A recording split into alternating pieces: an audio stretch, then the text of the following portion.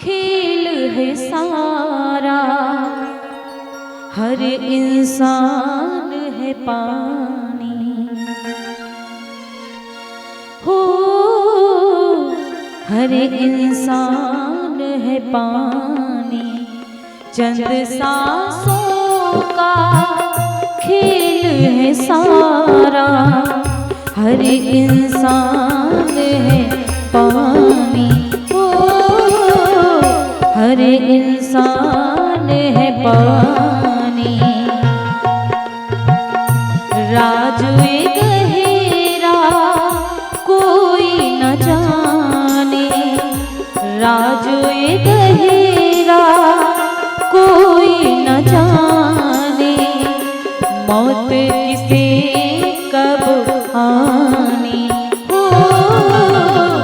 मौत किसे कब आनी, लेकिन ये है मौत का कहना, लेकिन ये है मौत का कहना। पल दो पल में आऊंगी,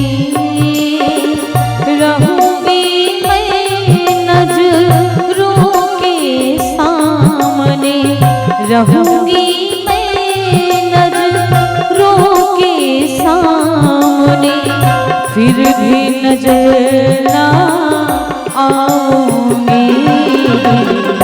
दूर नहीं जा सकती हूँ तुझसे, पास कभी ना आऊंगी। रहूंगी मैं नजरों के सामने, फिर भी नजर ना आऊंगी।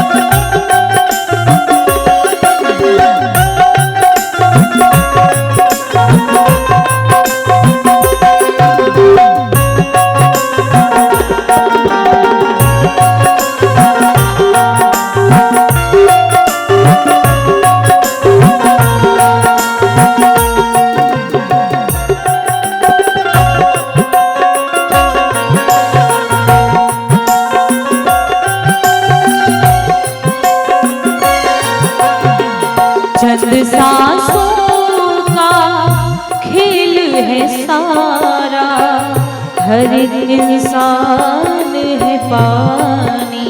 हो हर इंसान है पानी। राज गहरा कोई न जाने, मौत किसे कब आनी।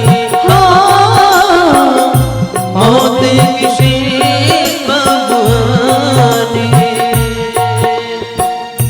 लेकिन ये है मौत का कहना, लेकिन ये है मौत का कहना।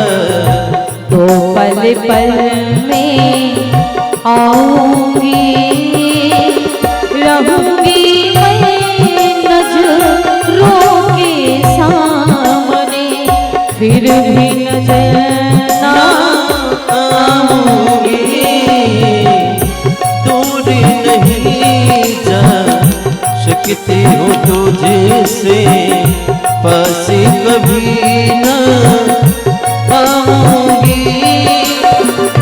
रहूंगी मैं नजरों के सामने, फिर भी नजर ना आऊंगी। दूर नहीं जा सकती हूँ तुझसे।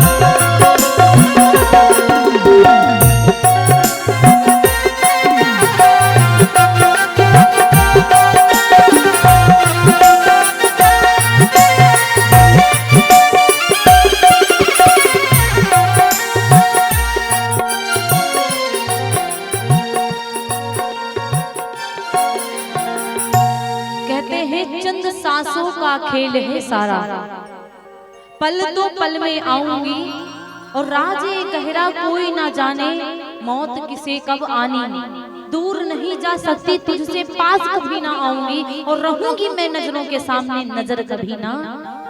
मौत ऐसी ही है, मौत रहती है लेकिन हम देख नहीं पाते।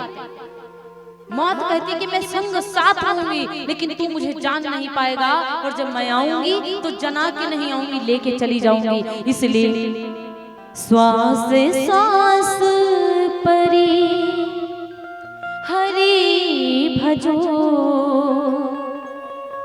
वृथा श्वास जनि खोए,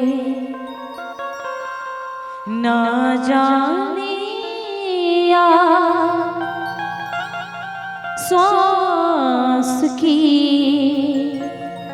आवन हो ये न हो,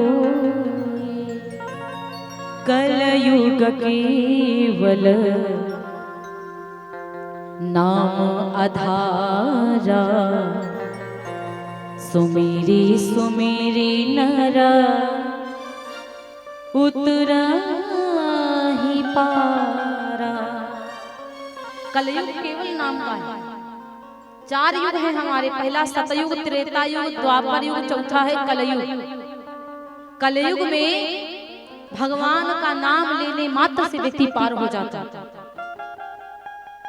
कलयुग में व्यक्ति भगवान का नाम ले तो भी पार हो जाता है महाराज। इसीलिए कहते हैं ये भागवत जी, जब भागवत जी नारद जी श्रवण कराते हैं तो ज्ञान वैराग्य जवान हो गए। अब एक तुंग भद्रा नाम की नदी पड़ती है, एक जो तुंग भद्रा नाम की नदी है उसके पास में एक पंडित जी का घर है जिनका नाम है आत्मदेव जी। और जो आत्मदेव जी पंडित जी हैं उनकी पत्नी है जिसका नाम है धुंधली। और धुंधली का मतलब समझ रहे हैं, जो किसी की ना सुने केवल अपना धुने, सच्चाई क्या है ना देखे, बुराई क्या है वो भी ना देखे, सच्चा क्या है ना सच्चा जाने ना बुरा जाने, जो मन में आए वो करे धरे बैठी है, वो होती है धुंधली। पंडित जी बहुत अच्छे विचार वाले हैं, बहुत सुंदर विचार वाले हैं। जाते हैं सबके घरों में, जो आता है याचक बुलाने के लिए, पूजन पाठ करवाने के लिए जाते हैं। और जब पूजा पाठ करवाने के लिए जाते हैं तो महाराज कहा जाता है कि अब आत्मदेव जी सबके घरों में जब पूजा करने के लिए जा रहे हैं, थोड़ा समय धीरे धीरे व्यतीत हुआ, उनको पुत्र की प्राप्ति नहीं हुई। यदि हमारे जीवन में कोई भी प्रकार की कमी है, जैसे कि बच्चे नहीं हैं या हम गरीब हैं अर्थात हम काले हैं, कोई भी थोड़ी सी कमी हो तो हमें कम दिक्कत होती, पड़ोसियों को ज्यादा दिक्कत होती है। सत्य बात है ना? घर वालों को दिक्कत नहीं होती इतना जितना पड़ोसियों को दिक्कत होती है।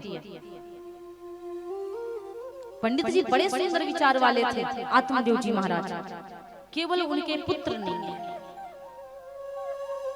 अब पंडित जी इतना परेशान हैं, व्याकुल हैं कि पुत्र नहीं है, क्योंकि उनको पहले बेटों की चिंता नहीं थी, पड़ोसियों को ज्यादा हो गई। अरे ये तो पंडित जी हैं, इनको बच्चे नहीं होते हैं, अरे इनसे पूजा करवाएंगे तो क्या हमको फल मिल जाएगा। लोगों में गंदी सोच होती है, सब में नहीं हम कह रहे हैं। संसार अच्छे लोगों से भी भरा है, बुरे लोगों से भी भरा है। सब अच्छे नहीं है और सब बुरे नहीं है, हर प्रकार के लोग इस संसार में हैं। जिन लोगों के अंदर कमियां होती हैं वो अच्छी बातों को सुन करके अपनी कमियों को खत्म कर देते हैं, वही कथा सुनने का फल मिलता है। और जिन लोगों के अंदर अच्छाइयां होती हैं और यदि कहीं सुनाने में कमी लग जाए तो उस कमी को छोड़ करके अच्छाई को पकड़ना चाहिए। लेकिन आजकल लोग अच्छाई को कम, बुराई को बहुत जल्दी पकड़ते हैं। अच्छाई कम दिखाई पड़ेगी, बुरे कर्म बहुत दिखाई पड़ेंगे। अब आप लोग बताइए, ये जो स्तंभ है, खंभा, टेंट का जो बना हुआ है, इसमें आपको क्या दिखाई पड़ रहा है? तेज से बोलिए ना, आवाज लगाइए। खा के आई है कि नहीं खा के आई है? इसमें खंबे में क्या दिखाई पड़ रहा है? ये फूल दिखाई पड़ रहे हैं कि सफेद वस्त्र दिखाई पड़ रहा है? बताइए। अरे बहनी बोलोगी नहीं, कैसे समझ पाएंगे हम?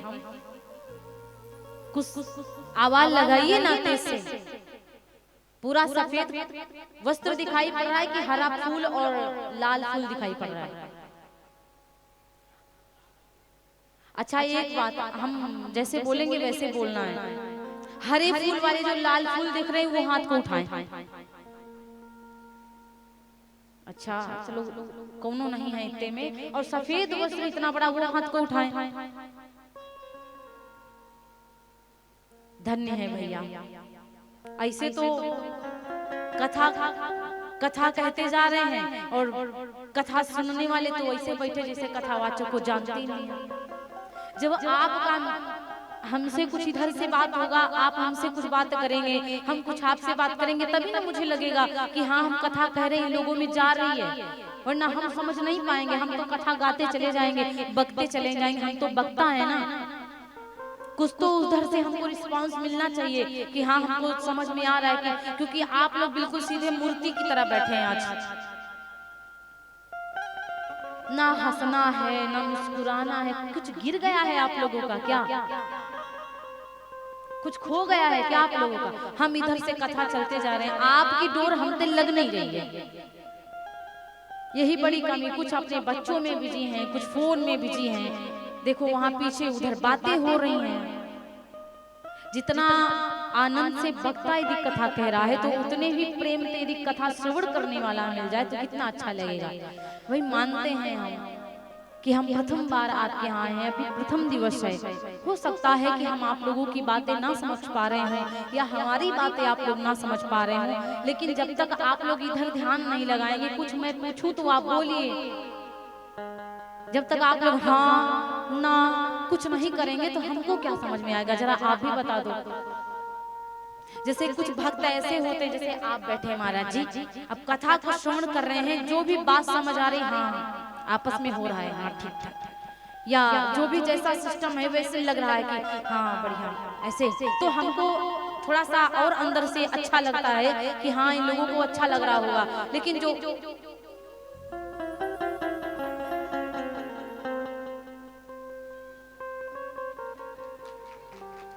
ये क्या ऐसे कथा सुना जाता है?